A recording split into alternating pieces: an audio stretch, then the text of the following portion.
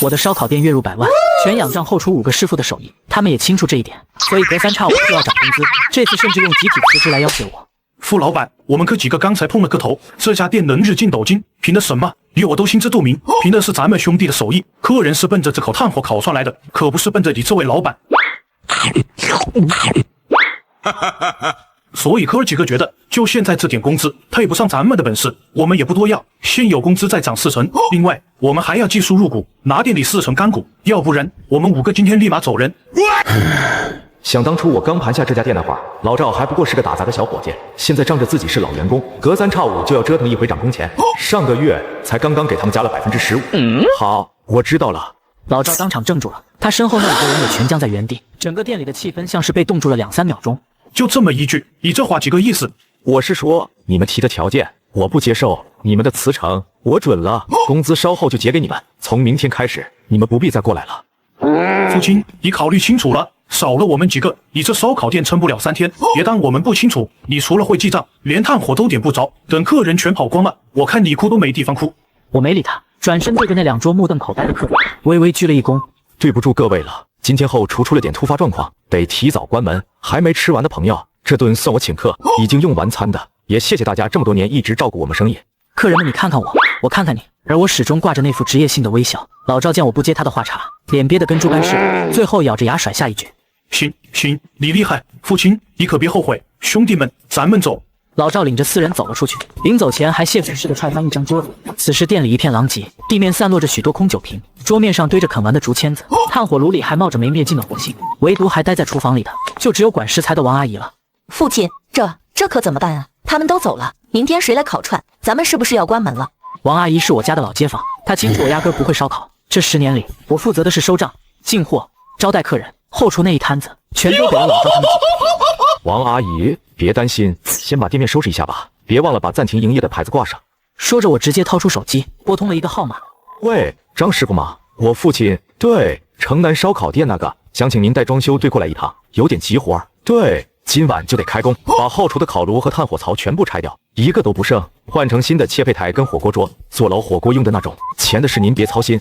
挂了电话，我走进后厨，打开柜子最深处那个上锁的铁皮柜。这个柜子我从未在任何人面前打开过它。王阿姨好奇地凑过来看了一眼，又识趣地退了出去。柜子里面没有图纸，没有商业计划书，只有一个灰扑扑的陶瓷坛子，坛口用黄泥和红布封得严严实实。爷爷年轻时在朝天门码头边上开了一家火锅馆，就靠这一坛底料养活了全家老小。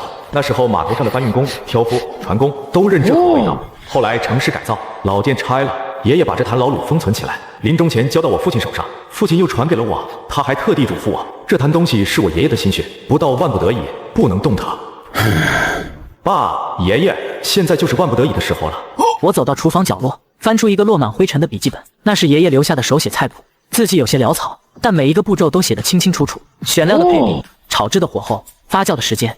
这些年我虽然不会烤串，但我一直在研究火锅。爷爷的手艺我早就学了七七八八，只是一直没机会用。老赵啊，老赵，你们以为我只有你们这一条路吗？我手里可一直捏着王炸呢。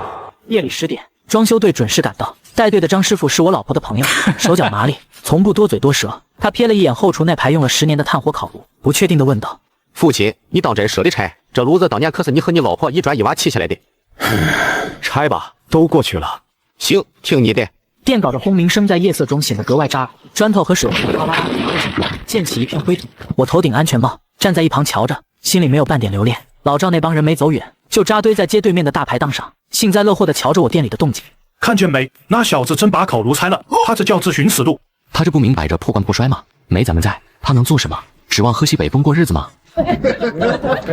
我敢打包票，用不了3天，他就得一把鼻涕一把泪的求咱们回去。到那时候，赵哥，咱提的条件可就不止4成了，得55分。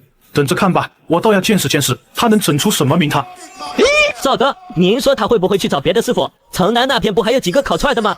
亲，就他偷得出来的那点薪水，谁去？再说了，人家师傅干得踏踏实实的，凭什么投奔他？咱们这帮人的手艺，在这条街上排头1号，他没咱们撑着，就是死路没跑。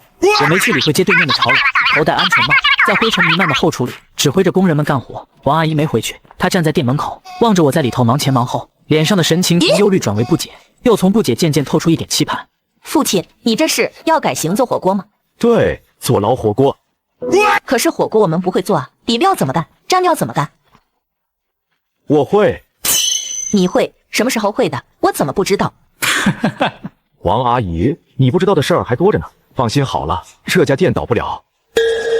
凌晨1点，装修队撤了，王阿姨也回去了，我一个人留在后厨，打开了那个坛子，封存了20年的香气，瞬间弥漫了整个房间。我用一只长柄勺轻轻舀出小半勺酱红色的底料，尝了一口，辣味恰到好处的刺激着味蕾，和记忆里的味道一模一样。爷爷，您的福恩，孙子马上就给您续上。我把坛子重新封好，放在最稳妥的角落，然后拿出爷爷的笔记本，逐字逐句地看了一遍。这些年，我虽然没动过手，但这些步骤、这些配比、这些火候的要领，我已经在心里演练了上千遍。明天就要见真章了。第二天一早，我就到了店里。王阿姨来的比我还早，已经把昨天装修时留下的最后一点浮灰都擦干净了，甚至还从家里带了一盆绿萝，摆在收银台上。父亲，我看电视上说新店开张，百绿植吉利，这盆是我家养了好几年的，先借给你用。谢谢王阿姨。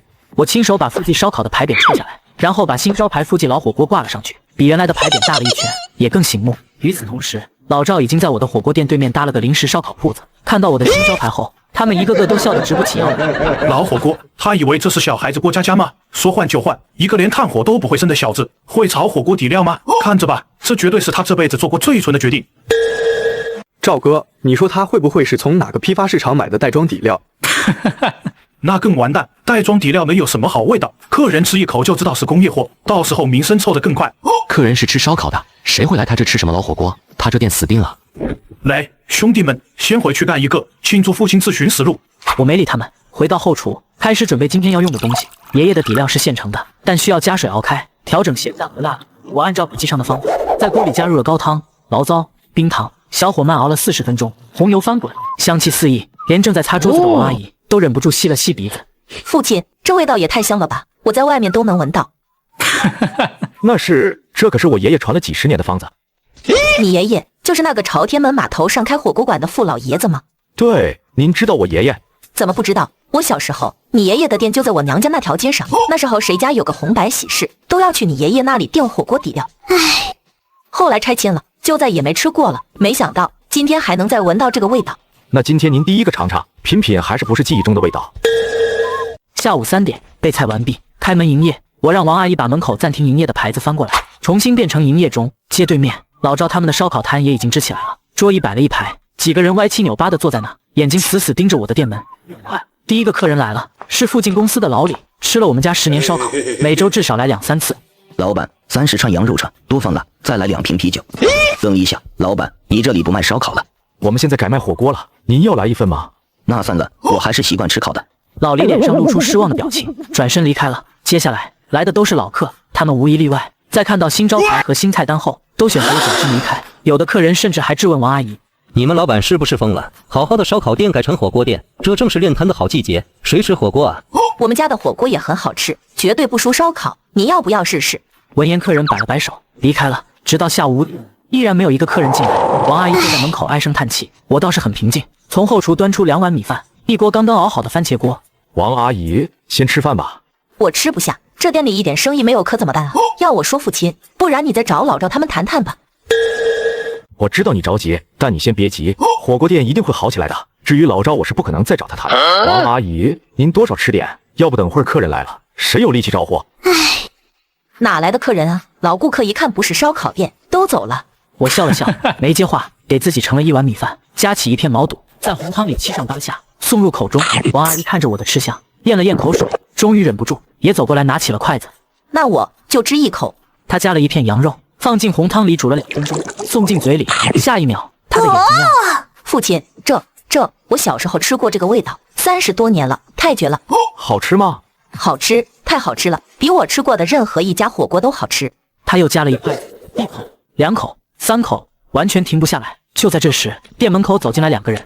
老板，你们这里是新开的火锅店吗？对，今天第1天营业。我之前路过这里，记得是个烧烤店啊。改行了，做老火锅。老板有什么推荐吗？第1次来的话，可以试试我们的招牌牛油红汤锅，微辣，一般都能接受。涮菜的话，毛肚、鸭肠、现切牛肉都是招牌，您2位要尝尝吗？2个年轻人对视一眼，点了点头。我转身去了后厨。很快，1口红油翻滚的铜锅，2份涮菜端上了桌，2人迫不及待拿起筷子，涮了一片毛肚，送进嘴里后，眼睛瞬间就亮了。天哪，这个锅底的味道好正，我从来没吃过这个口味。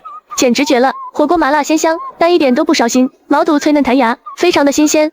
接着，毛肚、鸭肠、牛肉一盘接一盘地下锅，红油翻滚，蒸汽升腾，两个人的额头上都沁出了汗水，但谁也不肯放下筷子。街对面，老赵他们还在打牌。对于店里这唯一的一桌客人，他们投来轻蔑的一瞥。看见没？就2个小年轻，估计是走错门了。这种客人吃一次就不会再来了。就是火锅有什么好吃的？还是咱们的烤串香。40分钟后，2个年轻人面前的盘子干干净净，锅底也捞得差不多了，满足的靠在椅背上，长舒了一口气。老板，多少钱？锅底38，毛肚32，鸭肠28，现切牛肉48，再加2份素菜和2碗米饭，一共186。186，这个量，这个味道，老板你没搞错吧？价格没错，您是对我们的菜品味道不满意吗？如果是大可以直说，我们一定虚心接受并改进。你误会了，我是想说这味道，这价格太值了。老板，你们这个锅底是自己炒的吗？对，是我爷爷传下来的方子。怪不得，和外面的完全不一样，我们还会再来的。等明天，我带着同事一起来。父亲，终于有客人了，还说明天要来。我看到了。那你怎么一点都不激动？因为我知道，只要有人吃过，就一定会回头。我对爷爷的方子有着绝对信心。第2天晚上，那对情侣果然又来了，而且还带来了几个同事。他们熟门熟路的走进来，热情的向同伴介绍：“我跟你们说，就是这家，昨天我发现的宝藏小馆，特别是那个牛油锅底，绝了，一定颠覆你的认知。”一家火锅店能好吃到哪里去？不都差不多吗？你试试就知道了。老板，今天还是老样子，毛肚、鸭肠、现切牛肉各来2份，再加1份贡菜，1份苕粉。几个人要了一个大锅，锅端上去后只吃了一口，几个新来的眼睛就直了。这个牛肉怎么这么嫩？这种牛肉竟然用来涮火锅？我说什么来着？这个锅底好香啊，不是那种工业辣，是那种很醇厚的辣，吃完嘴里不烧不燥。老板，你们这个底料卖不卖？我想买点回家自己涮。抱歉，底料不外卖，只限堂食。可惜了。他们吃得满头大汗，谁也不肯放下筷子。一桌人说说笑笑，气氛热烈。火锅的香气从店里飘出去，引得路过的行人频频回头。随后，陆陆续续又来了几位客人，有附近大学的学生，有路过的情侣，还有一个提着电脑包刚下班的程序员。到了晚上8点，店里12张桌子坐满了6桌，虽然才一半，但对于第1天正式营业来说，已经是惊喜了。街对面，老赵已经笑不出来了，因为他们的烧烤摊今晚只来了3桌客人，其中1桌还是他们自己人。怎么回事？那些人哪来的？赵哥，你说他们会不会是父亲花钱请来的托，故意演给咱们看的？对，肯定是他花钱请来的托儿。看着吧，演不了几天，等他钱烧完了，马上就得关门。可是那几个客人看起来不像是托啊，你看那个小伙子吃得多香。你懂什么？现在请托都请专业的，你以为还是以前那种随便找个人做大？他们争论了半天，谁也没说服谁，但每个人的心里都隐隐有些不安，因为他们注意到那些从我店里出来的客人脸上都带着满足的笑容，甚至有人刚出店门口就拿出手机搜这家店的名字。晚上10点，送走最后1桌客人，王阿姨兴冲冲地拿着账单跑过来。父亲，你猜今天卖了多少钱？多少？2300块，就1天。还行，还行，这比咱们以前卖烧烤的时候差不了多少啊！而且这才是第1天。慢慢来，口碑需要时间积累。对，得赶紧去备明天要用的材料。我有预感明天的生意一定会更好。闻言我心里也很激动，但我知道这才刚刚开始。1周后，店里的生意稳定了下来，每天晚上6点到9点，店里12张桌子能坐满8成，周末甚至需要等位。来的客人几乎都是新面孔，通过口口相传找过来。而老赵他们的烧烤摊生意1天比1天差，开始还能靠一些不明真相的老客撑着，但渐渐的连老客都不来了。原因很简单，味道不行了。老赵他们以前在我店里干活，用的是我统一采购的食材，品质有保障。现在自己单干，为了省钱，买的肉都是最便宜的冷冻货，烤出来又柴又腥。再加上他们几个服务态度差，客人多问2句就不耐烦，口碑一落千丈。这天晚上店里正忙，一个以前经常来吃烧烤的老客刘哥在门口探头探脑，之后被老赵硬生生推了进去。去，老刘，进去问问，就问他那火锅底料是不是用老油做的，凭什么卖那么贵？老刘一脸为难地走进来，他那畏畏缩缩的样子吸引了不少人的注意力。老板，你这还在忙啊？我就是听人说，你这火锅锅底38块钱1份，用的不是什么好油，是回收的老油。话音刚落，店里瞬间安静了下来，所有正在涮火锅的客人都停下了筷子，目光齐刷刷地聚焦在我身上。刘哥，你听谁说的？就是外面的人瞎转。外面的人是不是赵师傅他们？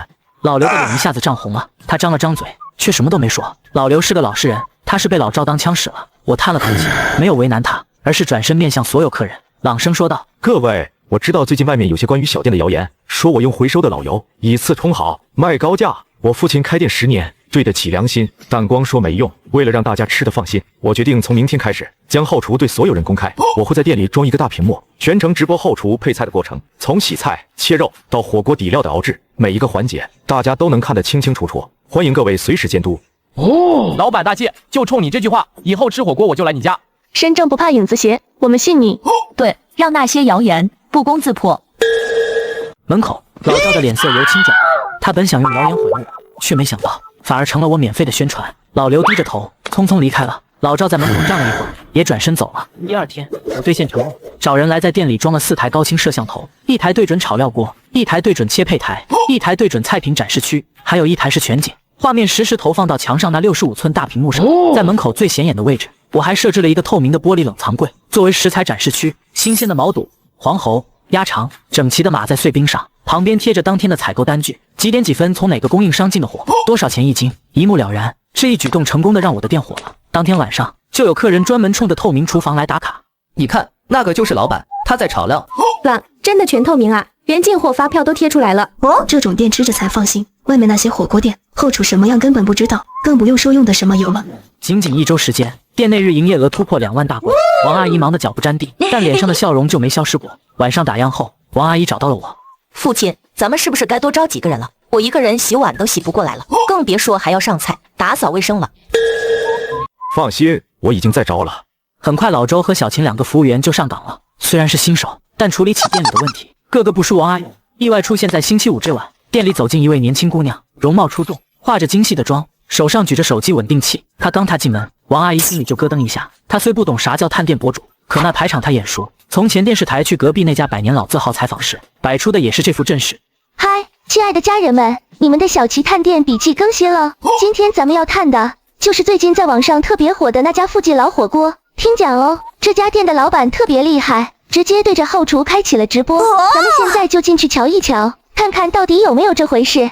小七举着手机在店里转了一圈，镜头扫过透明冷藏柜，扫过后厨大屏幕，扫过墙上贴着的采购发票。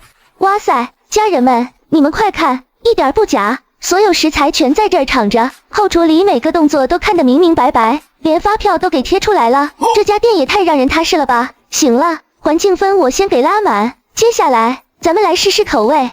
他找了个空位坐下，我亲自给他端上一口牛油红汤锅，配了1份毛肚，1份现切牛肉，1份贡菜，还特意嘱咐王阿姨不要因为他是博主就多给。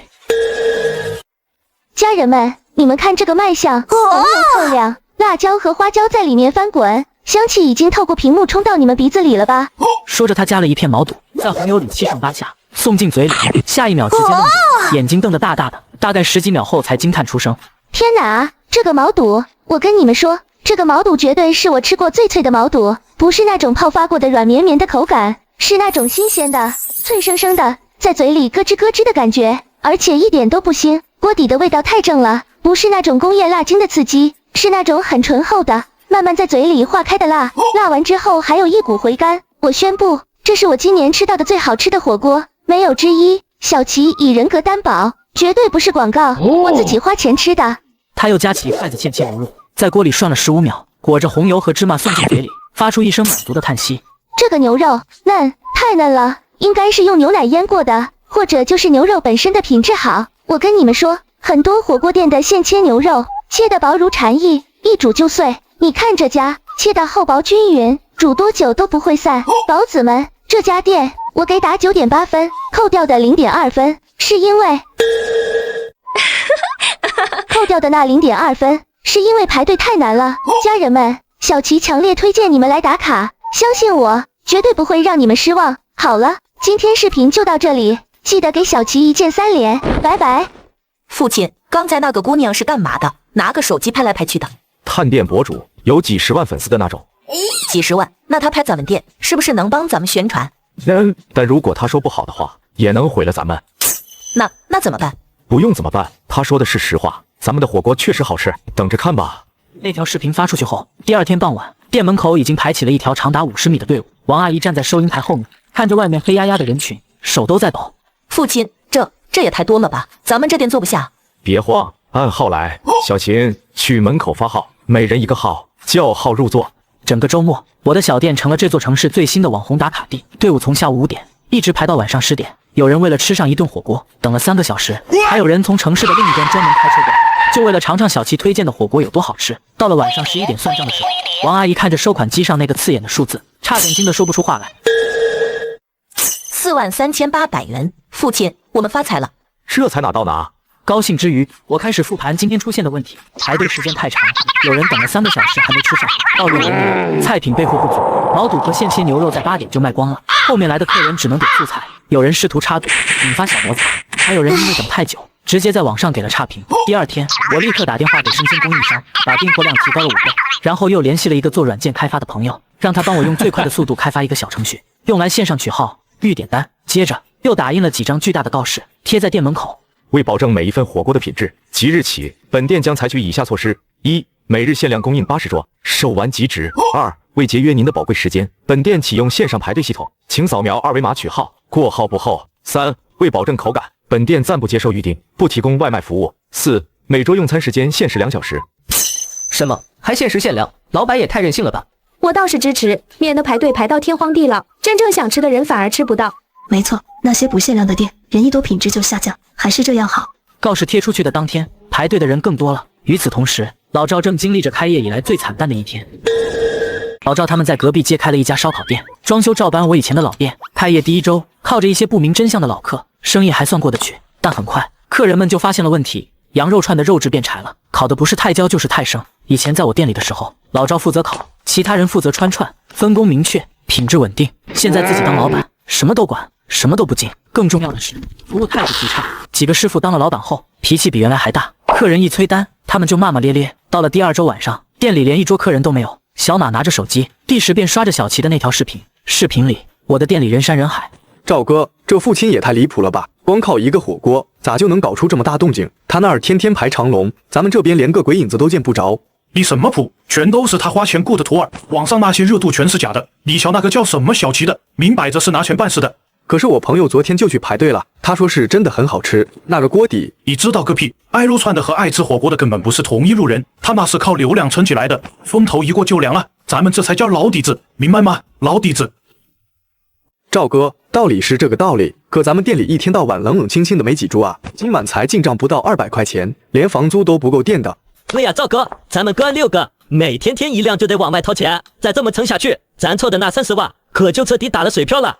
全赖老赵，当初要不是你一个劲煽动，非闹什么技术入股，咱们这会儿还在父亲那儿干得顺顺当当的。现在倒好，饭碗砸了，本钱也快折腾没了。当初提出来要分股份那会儿，你们谁不是想着点头？如今局面不行了，就想着把锅全甩给我。我们是听你的，你是带头大哥。我带头让你们赔钱了吗？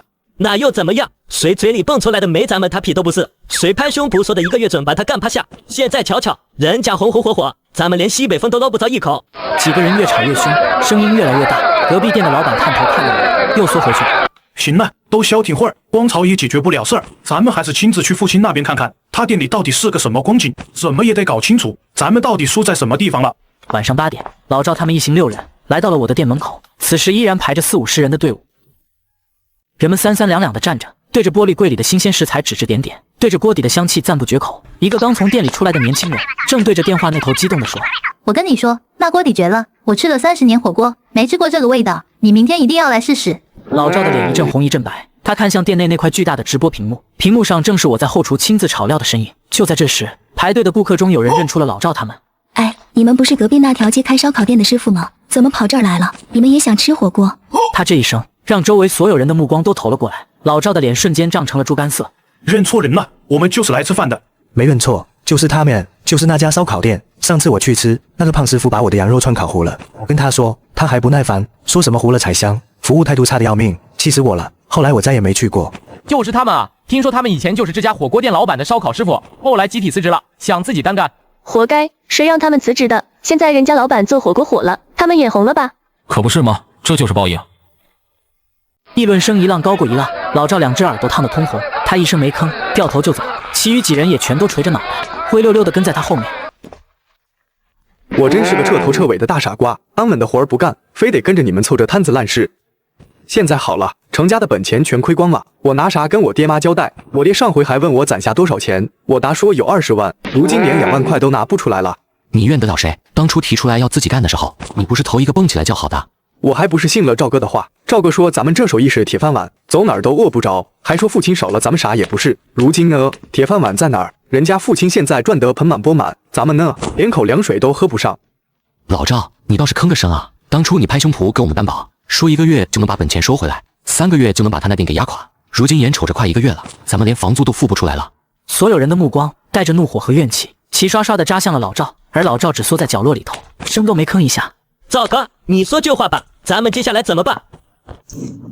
全怪我有什么用？这事是我一个人拍板的吗？当初我提出来要技术入股，拿4成干股那会儿，你们谁不是乐得合不拢嘴？小马，你当时是不是头一个蹦出来的？如今亏了本，就全都往我身上推，真以为我这么好拿咩？可领头的是你，跑去跟父亲摊牌的也是你，你还说咱们几个拧成一股绳，他不敢不留咱们。我说什么你们就信什么？你们自己没有脑子吗？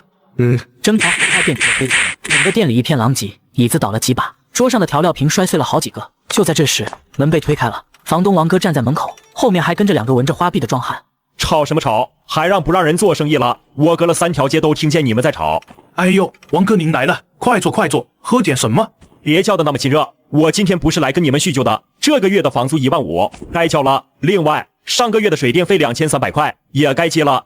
王哥，您看能不能宽限几天？我们这几天手头有点紧。姐，我看你们是快倒闭了吧？我每天打这儿经过，就没瞧见你们店里坐过3桌以上的客人。我跟你们讲，今天要是拿不出钱来，立马给我收拾东西走人，这铺子我不租了。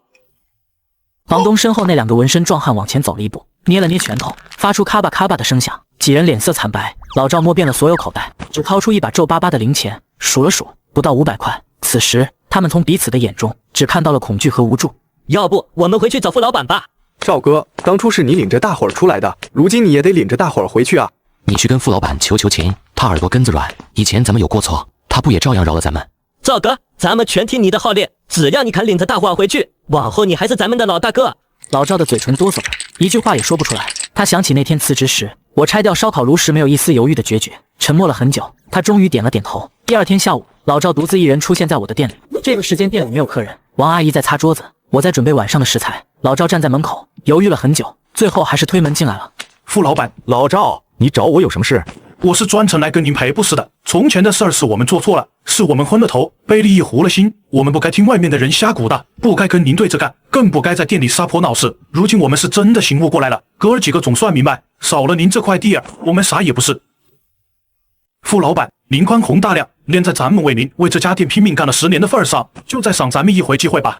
老赵，第一，我这里不做烧烤，不碰烧烤也成，我们能从头学，什么苦活累活都行，刷碗、捡菜、切菜、扫地、带插猪，啥差事咱们都不挑，只求您愿意留下咱们。第二，我店里现在不缺人，王阿姨和2个新招的服务员做得很好，我没有理由辞退他们，去招一些我不信任的人。付老板，我们以后一定改，我们保证，我们给您当牛做嘛。第3点，老赵自己选的路自己扛着，当初是你们主动撒手不干，卷走客人充的那笔钱跑掉的，我不拦你们，是因为我早就对你们死心了。咱们老板和伙计的情分从那一刻就没了，账目也都2清了，所以说，请你以后别再来打扰我正常营业了。父亲，你咋能这么心狠？10年啊，咱们跟了你整整10年，就算没功劳，也出了不少苦力吧？你就真的一点旧日情分都不顾？念旧情，你们抱成一团，专挑我店里最忙的接骨眼上撂挑子那会儿，旧情就已经喂了狗了。我拿出自己的老本给你们发工资，结果你们仗着自己是老资历，成天给我甩脸子的时候，谁又跟我提过旧情吗？老赵，回去吧，这世道缺了谁天都塌不下来。说完我不再看他，回到厨房切菜。老赵愣愣地站在原地，什么都没说出来。王阿姨几次想开口，但看到我的表情，又把话咽了回去。最后，老赵转过身，慢慢地走出了门口。真的不给他们一次机会，他们也挺可怜的。王阿姨，可怜之人必有可恨之处，他们当初走的时候，可没觉得我可怜。哎，也是。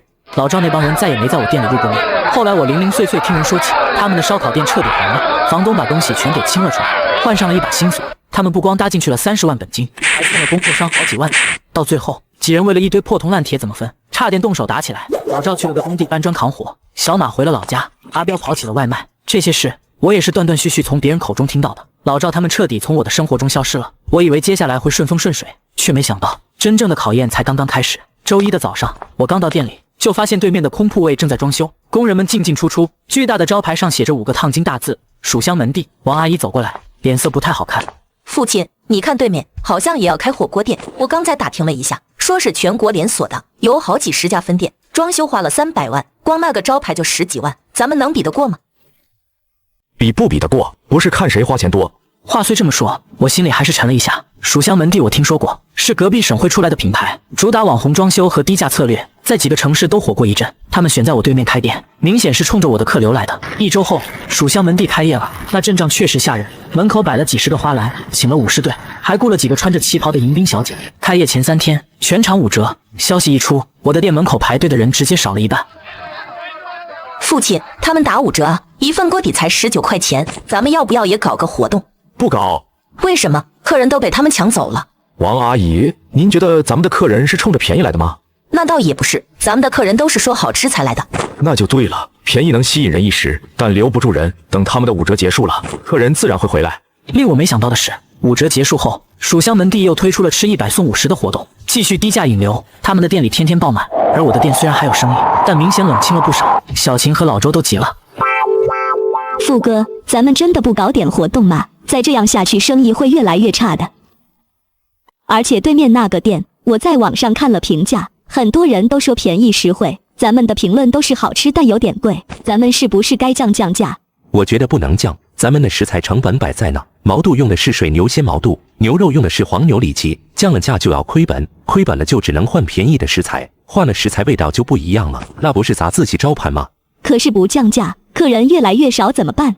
小秦说的对，我们不能无视对手。老周说的也对，我们不能降价，那怎么办？只有一条路，把品质做得更好，把服务做得更细，让客人觉得多花这几十块钱值。从明天开始，我们做3件事：第一，推出当日限切牛肉的承诺，牛肉绝不过夜，卖不完的捐给社区的养老院；第二，每桌赠送1份泡菜，独家配方，外面吃不到；第三，在等位区增加免费的零食和茶水，让客人等得不那么难受。这得花不少钱吧？花不了多少，泡菜的成本很低，但这是心意。客人来吃饭，吃的不只是味道，还有被尊重的感觉。第2天，我把这3件事落实了下去，效果比我预想的还要好。那批捐给养老院的牛肉被院长发到了朋友圈，引来一致好评。泡菜更是意外之喜，很多客人吃完后专门问我能不能多给1份。不到1周时间，店里的客流量恢复了大半。然而这天中午，店里来了一个陌生的年轻人，他坐下来之后并没有急着点菜，而是拿着手机到处拍照。富哥，那个人有点奇怪，他从进门到现在一直在拍咱们的厨房，拍食材柜，拍墙上的采购发票。别紧张，咱们的店本来就透明，不怕拍。我没有去管他，但他吃完之后并没有离开，而是走到后厨门口，探头往里看。王阿姨正好端着盘子出来，差点撞上他。哎，这位客人，后厨不能进，您在外面看大屏幕就行。哦，不好意思，我就是好奇，你们这个后厨太干净了，我从来没见过这么干净的火锅店后厨。那当然，我们老板天天盯着呢。年轻人又站了一会儿，才转身离开。我以为他只是个好奇的食客，没往心里去。但3天后，小秦拿着手机跑过来，脸色铁青。富哥，你看这个。他把手机递给我，屏幕上是一篇公众号文章，标题赫然写着“探店揭秘：网红临记老火锅的后厨，真的有直播里那么干净吗？”文章配了好几张照片，有后厨的角落、垃圾桶、排烟管道，角度刁钻，专拍一些不起眼的地方。文章里写道，笔者实地探访发现，该店虽然有大屏幕直播，但直播范围有限，后厨死角依然存在卫生隐患，垃圾桶未加盖，排烟管道积油严重。这是那个戴鸭舌帽的人写的，他就是来偷拍的。小秦，别慌，把咱们的排烟管道清洗记录找出来，拍个照，再把每个月第3方卫生检测报告也找出来。咱们有那个东西吗？有，我从开业第1天就做了，只是一直没贴出来。当天晚上，我在店门口贴了一张新的告示，旁边附上了排烟管道清洗记录、卫生检测报告以及那篇公众号文章的截图。近日有自媒体对我店卫生状况提出质疑，现回应如下： 1. 排烟管道每半个月清洗1次，不清洗记录及发票。2. 本店每月委托第3方机构进行卫生检测，结果均为优秀，附报告全文。3. 欢迎任何媒体或个人随时到店实地检查，附记老火锅经得起任何检验。告示贴出去的第2天，那篇公众号文章下面的评论区就炸了，有人把我们贴出来的证据转发过去，在评论区质问作者：“你还有什么话说？”作者没有回应，但文章却悄悄被删除了。这件事不但没有伤到我，反而让更多的人知道了我的店，排队的人比以前更多了。后来我才知道，那篇公众号文章是蜀香门第市场部找人写的，他们以为这样就能搞垮我，结果搬起石头砸了自己的脚，生意越来越好。人手却跟不上了。王阿姨一个人洗碗，经常洗到凌晨；小琴一个人点单、上菜、结账，脚不沾地。老周在后厨既要切配又要盯出品，忙得连水都顾不上喝。我又开始招人，但招人比我想象的难，工资开的不低，可来应聘的不是干2天就走，就是根本干不了。有个小伙子来试工，第1天就把毛肚切成了碎片，王阿姨心疼的直叹气。这天晚上，老周找到我，老板，我有个事想跟你说。你说。我有个老乡叫小何，之前在重庆一家老火锅店干了5年切配，手艺很好。他最近想换个城市，问我这边要不要人。我觉得他合适，但他的工资要求有点高。多少？他想要8000。8000确实比我给老周的都高，不过如果手艺配得上，倒也能接受。让他来施工吧，如果他真的值8000，我给。小何第2天就来了，27、8岁的年纪。他走进后厨，看了一眼案板上的牛肉，拿起刀，手起刀落，一片片薄厚均匀的牛肉就整整齐齐地码在了盘子里。这孩子刀工真好。我又让他切毛肚、黄喉、鱼片，每刀都干净利落，比我见过的任何切配工都快都准。试用期3天结束，我把他留下了，工资就按8000。老周，你带他，你比他多500。老板，我不要多的，你能把小何留下，我就高兴了。小何来了之后，后厨的效率提高了一大截，老周可以专心盯出品，小何负责切配，王阿姨只管洗碗和素菜，小琴负责前台，各司其职。我终于有时间可以琢磨新菜品了。那天晚上打烊后，我一个人在后厨翻着爷爷的笔记本，笔记本里除了底料的配方，还有10几道爷爷当年在码头火锅馆里卖的涮菜。这些老菜如果能恢复几道，说不定能成为新的招牌。我开始尝试复刻，第1道是酒糟肥肠，用爷爷的配方加上醪糟、腐乳、10几种香料，小火慢卤2个小时。出锅的时候，整个后厨都是香味。我尝了一口，肥肠软糯，酒糟的甜和辣椒的辣完美融合，肥而不腻。第2天，我让小琴给几桌老客每人送了1小份，说是试吃新品。客人们吃完后的反应出乎意料的好。老板，这个肥肠太好吃了，什么时候正式上菜单？对呀，味道太绝了，是你们自己做的吗？我在别的火锅店从没见过这道菜，是你们自己做的吗？这个能不能单独打包1份？我想带回去给我老婆尝尝。1周后，我把酒糟肥肠、蒜泥蹄筋、辣卤牛舌3道老菜正式加到了菜单上，定价不高，但点单率出奇的高。很多客人专门冲着这几道菜来，说是全程独1份。小琴每次上菜的时候，都要跟客人讲一遍这些菜的来历。这道酒糟肥肠啊，是我们老板爷爷传下来的方子，几10年前在朝天门码头就有了。您尝尝，是不是和外面吃的不一样？口碑像滚雪球一样越滚越大，我的店不再只是一家网红店，开始有了老字号的味道。有美食杂志的记者专门来采访，写了一篇长文，标题叫《一口火锅3代人的味道》。文章里把我爷爷的故事、我的故事，甚至老赵他们的故事都写了进去。文章发出后，店里来了一位特殊的客人，那是一个头发花白的老人，80多岁的样子，穿着一件洗得发白的中山装，手里拄着拐杖。他在店门口站了很久，看着附近老火锅的招牌，眼眶有些红。小琴迎上去：“客人，您要吃些什么？”“你们老板姓傅吗？”“对，姓傅。您找他吗？”“不，我找他的爷爷。”小琴愣了一下，赶紧跑进来叫我。我出去一看，老人已经坐在了门口的台阶上，喘着粗气。“老人家，您找我爷爷？”“你就是老傅的孙子？”“对，我是父亲。您认识我爷爷吗？”“何止认识，我叫周德茂，当年在朝天门码头，你爷爷的火锅馆就在我家的布庄隔壁。我和你爷爷是从小一起长大的兄弟。”“周爷爷，您快进来坐。王阿姨，倒杯热茶。”我把老人扶到店里最好的位置坐下，他环顾四周，看着透明厨房、大屏幕、食材展示柜，喃喃地说：“老傅要是看到这个，不知道得多高兴。他当年就说，开火锅店最重要的是让人吃得放心，要把所有东西都摆出来，不能藏着掖着。你做到了。”“周爷爷，您是怎么找到这儿的？”“我在杂志上看到了那篇文章，说朝天门码头富记火锅的后人在城南开了家店。我想了一晚上，第2天一早就坐公交车来了，倒了好几趟车，找了半天才找到。”“您身体不好，别这么折腾，您打个电话，我去看您。”“不，我得自己来，我得来看看老傅的店又开起来了。”我让后厨给周爷爷做了一碗清汤火锅，配了几样软烂的菜，他吃了一口，眼泪就掉下来了。“就是这个味道，一模一样。老傅啊，你看到了吗？你的火锅又回来了。”那天晚上，周爷爷给我讲了很多爷爷年轻时候的事，说爷爷当年为了找最好的辣椒，一个人坐船去贵州，在山上待了半个月。说爷爷炒料的时候从来不让别人看，但最后还是传给了我。周爷爷走的时候，我给他打包了1大份底料和1袋涮菜，他推辞了很久，最后还是收下了。他走到门口，又回头看了那块招牌一眼。“父亲，你要把这家店开下去，不是为了赚钱，是为了让这口味道不要断了。周爷爷，我答应您。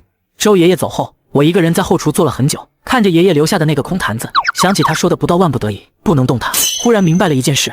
难道爷爷说的万不得已不是指走投无路，而是指值得？爷爷，您放心吧，这口味道不会断。店内生意好了，问题也来了。这天晚上，小琴来找我，眼圈有些红。富哥，我想跟你说个事，我想辞职。为什么？我觉得我干的挺多的，但工资一直没涨。我同学在别的地方当服务员，比我轻松，拿的比我多。我不是嫌少，我就是觉得不公平。我愣了一下，小琴是我从开业就带在身边的，干活利索，脑子也灵活。我一直很器重她，但她的工资确实不高，当初是按普通服务员的标准定的。可现在她干的活远远超出了服务员的范畴，点单、上菜、结账、处理投诉、管理排队、给客人讲菜品的来历，她几乎承担了一个店长的职责。我一直在想着怎么把店做好，怎么开发新品，怎么应对竞争对手，却忽略了身边的人。小琴，你说的对，是我的错。富哥，我不是怪你。不，你该怪我，你干的比谁都多，我却一直没有给你涨工资。从明天开始，你的工资涨30%。另外，从下个月开始，店里每个月的利润拿出5%分给所有员工，按贡献大小分。真的？真的。王阿姨、老周、小何，还有你，你们都是这家店的功臣，不该只拿死工资。第二天，我把这个决定告诉了所有人，王阿姨当场就哭了。父亲，我都这把年纪了，你还给我分钱？王阿姨，您每天洗碗洗到凌晨，没有您，这家店开不下去。钱不多，是我的一点心意。从那以后，店里的氛围变了，小琴干得更起劲了。王阿姨每天哼着歌洗碗，老周开始主动研究新菜，小何甚至自己琢磨出了一套切配的标准化流程，把出品时间缩短了20%。我的店越来越好，于是又招了3个服务员，一个专门的切配工，一个洗碗工。王阿姨升了前厅主管，虽然她连主管是什么意思都不太懂，但每次别人叫她王主管，她都笑得合不拢嘴。这天晚上，店里来了一个不速之客，一个穿着定制西装的中年男人。吃完火锅后没有离开，而是拿出一张名片递到我面前。傅老板对吗？请问你是？我是绿洲集团的投资总监顾墨。我观察你的店已经半个月了，恕我直言，傅老板，你做的可能不是一家简单的火锅店。首先是极致的透明化，后厨直播和食材展示，这在整个餐饮行业都是颠覆性的。你精准地抓住了当下消费者最核心的痛点，食品安全焦虑。你不是在卖火锅，你是在贩卖安心，这一点很多大品牌都做不到。其次是极高的出餐效率，翻台率远超同行。我算过，你们店的翻台率平均是3.2次，而同类型的火锅店只有1.8次。最后是你自己打磨出来的一套打法，限量出菜、手机排号、到点翻台，这些听起来有些任性的规矩，反倒帮你挑出了最忠实的那批客人，守住了品牌的身价，还炒出了不少网上聊的热门话题。你们店的热度已经压过了一些连锁牌子。所以呢，你们找我是谈合作吗？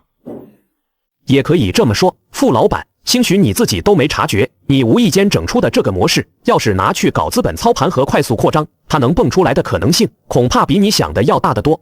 他说的这一切，和爷爷当年传下来的那套先做人后做火锅的理念，竟然不谋而合。只不过爷爷用的是经验，他用的是一堆我听不懂的术语。我只是想安安稳稳地做好一家小店而已。傅老板，咱们聪明人面前不绕弯子，我今天登门是替绿洲集团跑一趟，跟您聊聊合作的事儿。我们在 CBD 最核心的地段做了一个高端商业项目，名字叫白云天。我们打算在那儿搞一个全新的精品美食区，诚心诚意的邀请附近老火锅作为第一批重点商户住进去。我们给您留的铺位是整个美食区里最好的一个。另外，装修这块我们全包，头3个月的房租也给您免了，还会砸上1000万级别的推广费用，帮您往那儿带客人。我们只提一个条件，3个月之内，这家新店的营业额要做到老店的2倍。要是您能拿下来，绿洲集团就会对您的品牌做第1轮天使投资，估值不会低于8位数。这个数字一出，王阿姨在旁边听得倒吸一口凉气，小琴手里的盘子差点掉地上，连一向沉稳的店长老周都停下了手里的活，震惊地看着这边。顾总，多谢您的赏识，这是体量不小，我得回去好好琢磨琢磨，3天之后给您回话。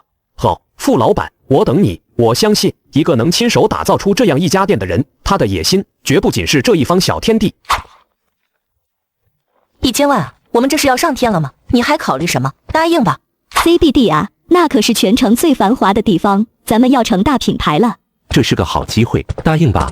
都先别急着高兴，这件事既是好事，也是坑。咱们都瞧见了自个儿的优势，可你们没瞧见的是咱的短板。咱们最大的软肋就是人手。眼下这家店我自个儿还能扛得住，可要是再开第2家，谁去盯着？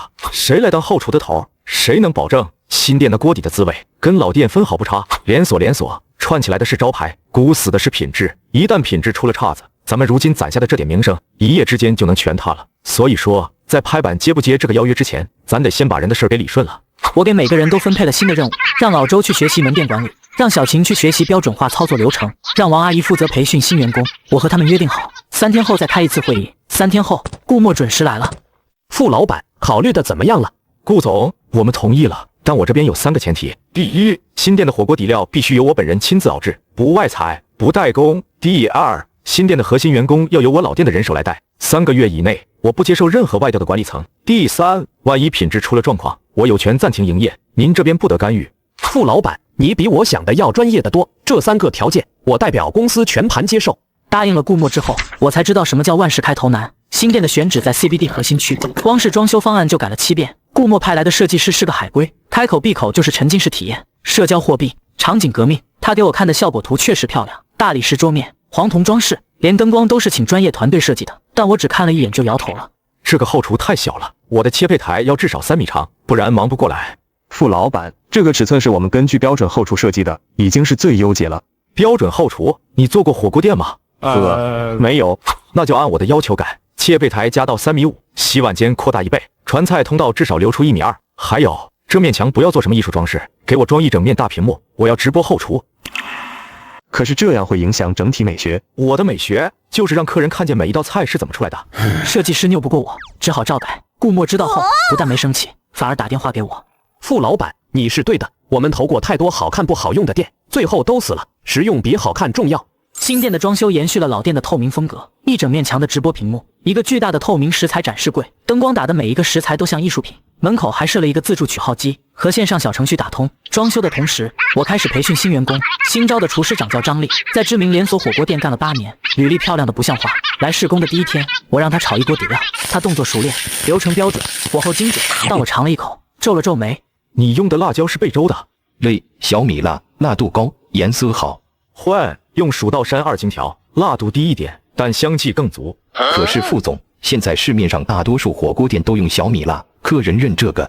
我不是大多数。也听您的。他重新炒了一锅，这次完全按照我的方子。出锅的时候，他闻了闻，眼睛亮了。这个香味确实不一样。记住了，味道这个东西，差之毫厘，谬以千里。张丽留了下来，新店也装修好了。接下来就是坐等开业。第2天，白云天午休的人潮开始涌动，富记老火锅的店门口早已排起了长队。这些人与城南老店的顾客不同，他们几乎人手一杯咖啡，穿着价值不婉的西装和套裙，讨论着的是股票、基金和下午的会议。尽管我们做好了准备，可开业当天还是发生了意外，因为瞬间涌入的人数太多，访问量过大，我们那个刚刚上线的小程序在开业的第3分钟就崩溃了。整个前厅出现了一瞬间的骚乱，排队的客人脸上露出了不耐烦的神色。小琴通过对讲机焦急地向我汇报这个情况，而我丝毫没有的慌张。小琴，立刻启动 B 计划，让服务员拿出备用的手写菜单和序号牌，进行人工点单。告诉客人们，因为系统问题，今天所有点单的客人全部赠送一份我们自己熬的酸梅汤作为补偿。老周，注意听单，按序号出餐，稳住，不要乱。开业第1天，在经历了短暂的混乱后，新店迅速进入了高效运转的状态。老周在后厨盯着出餐，小琴在前厅协调排队。王阿姨虽然帮不上什么忙，但她主动负责给客人倒水，安抚情绪。晚上10点，我们送走了最后一位客人。小琴拿着今天的数据报表冲进后厨。傅哥，不得了了，出大事了！怎么回事？你慢慢说。我们今天的营业额突破了8万。闻言，所有人都欢呼了起来。我站在那里，心里涌起一股说不出的感觉。爷爷，您看到了吗？您的火锅开到 CBD 了。与此同时，我的店进驻白云天的消息迅速传遍了全城，各大本地美食公众号、新闻媒体都争相报道了这个从城南小巷里走出来的餐饮神话。有人写从烧烤摊到火锅帝国，这个男人用了不到2个月；有人写父亲被师傅抛弃后，我靠祖传秘方翻身，我成了本地餐饮圈的传奇人物。各种邀约纷至沓来，有人请我去演讲，有人请我加盟，有人想买我的底料配方。我一概婉拒，不是我不想要更大的事业，而是我知道根基不稳，爬得越高摔得越惨。我现在的目标只有一个，把这2家店做好，把品质守住，把团队带好，至于其他的以后再说。此时此刻，老赵正蹲在白云天地下3层的停车场里，吃着一个冰冷干硬的馒头。他找到了一份新工作，给清洁公司当保洁员，负责的区域恰好就是星光。中午，他正在负1层的卫生间里清理垃圾桶，2个刚从楼上美食广场下来的白领丽人走了过来。天呀，那个富记老火锅也太火了吧！我排了40分钟才吃上，关键是那价格，简直了！是啊，真的太好吃了，那个牛油锅底绝了，价格还实惠，2个人吃了不到200块，简直是做慈善。我更佩服他们那个老板，叫付清是吧？我看报道了，说他以前是开烧烤店的，被几个老师傅给坑了，结果人家自己拿出祖传的火锅底料，翻身了，也太励志了吧！可不是嘛，这种有脑子有魄力的人，活该他发财，不像那些自以为是的老油条，早晚被时代淘汰。此时的老赵躲在隔间里，捂着胸口，疼得几乎喘不过气来。后来他趁着工作的时候，顺道去偷偷看了我一眼。我正站在新店门口接受一家媒体的采访，穿着得体的西装，笑容自信而从容，身后是热气腾腾的火锅和排着长队的客人。老赵远远地站着，看了很久，然后他低下头，推着清洁车走进了消防通道。我的附近老火锅事业越做越大，从城南一家小店到 CBD 的旗舰店，再到全市5家分店，我从副老板变成了副总。从一个人支撑一家店，到带领上百人的团队，我的火锅帝国看起来坚不可摧。然而，一场更大的风暴正在酝酿。周3下午，我正在 CBD 旗舰店的后厨检查食材，手机突然震了起来。我看了一眼来电显示，是老周。老板，出事了！出大事了！有客人在锅里吃出了虫子。什么虫子？在哪个锅底？客人现在什么状态？是蟑螂，在红油锅里。客人拍了照片，发到了网上。现在大厅里的客人都在拿手机拍，还有人在直播。我马上出去。我挂断电话，扯下围裙就往外走。几分钟后，来到 CBD 店的大厅，店门口已经围了一圈人，所有人都抬着头，像看戏一样看着中间那桌。那桌坐着一对夫妻，面前的红油锅里浮着一只蟑螂。家人们，你们看看，这就是网上吹上天的富记老火锅，这就是那个号称全透明厨房的良心店，锅里有蟑螂，活生生的蟑螂。这位女士，我是这家店的老板，这件事我会给您一个交代。交代？你怎么交代？赔钱？我告诉你，我不稀罕你的钱，我要让所有人都知道你们这家店有多脏。对，我老婆怀孕6个月了，万一吃出什么问题，你们负得起责任吗？您2位的心情我理解，这样我先陪您去医院做个检查，所有费用我来出。至于这件事的原因，我会在3个小时内查清楚，当着所有人的面公布。不用假惺惺了，我们已经拍完视频，等会儿就发到网上，让所有人都看看你们的真面目。男人和妻子拿起包扬长而去，大厅里的客人开始骚动，有人拿出手机对着那只蟑螂拍特写，还有人干脆把刚端上来的菜退。各位，今天的消费全部免单，对不起，是我们没做好，但我向各位保证，这件事我一定会查个水落石出。客人陆续离开，偌大的店里只剩下我、老周、王阿姨和几个不知所措的服务员。老板，我们的厨房每天消毒3次，怎么可能有蟑螂？这不可能啊！我查了后厨的所有监控，没有发现任何异常。那只蟑螂好像是凭空出现的。监控给我看看。老周把监控调了出来，我盯着屏幕一帧一帧的看。画面里后厨一切正常，那只锅底端上桌的时候，红油表面干干净净。但3分钟后，那桌客人自己往锅里下了菜，然后女人突然尖叫起来，说锅里有蟑螂。我把画面定格放大，蟑螂竟然是从女人的袖子里掉出来的。老周，你过来看。这是故意找茬的。没错，蟑螂是死的，而且是干的。如果是从厨房里掉进去，应该是湿的，沾着红油。但这只蟑螂身上只有零星几点油渍，说明它是掉进锅里之后才被油溅到的。有人搞我们？不是有人搞我们，是有人花钱请人来搞我们。当天晚上，那条视频在网上炸了，标题是“网红火锅腹肌吃出蟑螂，老板态度傲慢，孕妇险遭不测”。视频剪辑得很专业，把我说话的部分剪得断断续续，显得我态度恶劣，推卸责任。而女人哭诉的部分被完整保留。亏我还去排过队，得心死了。所谓的透明厨房，原来都是作秀。这种店就该查封。老板的嘴脸真难看，出了事还那么横。我坐在办公室里，看着这些评论，一言不发。小琴推门进来，眼圈通红。富哥，热搜第1了，所有分店的电话都被打爆了，全是来骂我们的。还有客人堵在 CBD 店门口，拉着横幅说要我们关门。城南店门口也围了上百人，有人在直播，有人在发传单。富哥，我们报警吧。报，但不只是报警。我拿起手机拨了一个号码。顾总，我是父亲，现在需要你帮我一个忙。对，就是今天的事，不是意外，是人为。我需要你帮我查一个人，那捉客人的男人，我见过他。3个月前，蜀乡门第开业的时候，他是那个50队的领队。你确定？80%，我需要你帮我找到确凿证据。给我2天时间。挂了电话，我又拨了一个号码，这次是打给一个做自媒体的朋友。阿姐，我需要你帮我做件事，我把监控视频发给你，你帮我剪一条澄清视频，要快，今晚就要发。另外，帮我联系那几个转发量最大的博主，我有话跟他们说。富哥，这事儿闹得太大了，你确定要现在发，要不要等风头过去？不能等，等1天，我的店就少活1年。今晚就发。凌晨1点，澄清视频发出，标题是腹肌张王事件真相，是谁在陷害我们？视频里我没有卖惨，没有煽情，而是把监控录像原封不动的放了出来，一帧一帧的解说。视频的最后，我对着镜头说了一段话：我知道有人想搞垮我，从我开店的第一天起，就有人想搞垮我，但我父亲做事对得起良心，我的厨房是透明的，我的食材是新鲜的，我的底料是我爷爷传下来的，我经得起任何检验。至于今天这出戏，我已经报警了，我相信真相会水落石出。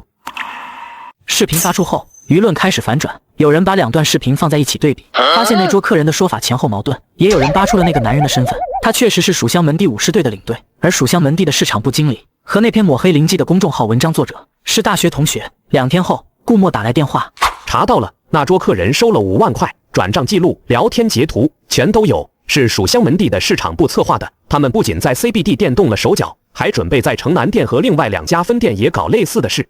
直接报警吧，让警察来处理。你不打算告他们？告，但不是现在，现在我有更重要的事要做。我挂断电话，推开办公室的门，大厅里，王阿姨、老周、小晴，所有人都在。从明天开始，所有分店暂停营业3天。什么3天？那得损失多少钱？损失多少都认。这3天我要做3件事：第一，所有后厨彻底清洗消毒，请第三方机构做全面检测，出具报告；第二，所有员工重新培训，服务流程、危机处理、食品安全，一项都不能少；第三，我要亲自去每一家分店，给每一桌客人道歉，不管是不是我们的错，客人受到了惊吓，就是我们的错。可你又没错，凭什么你道歉？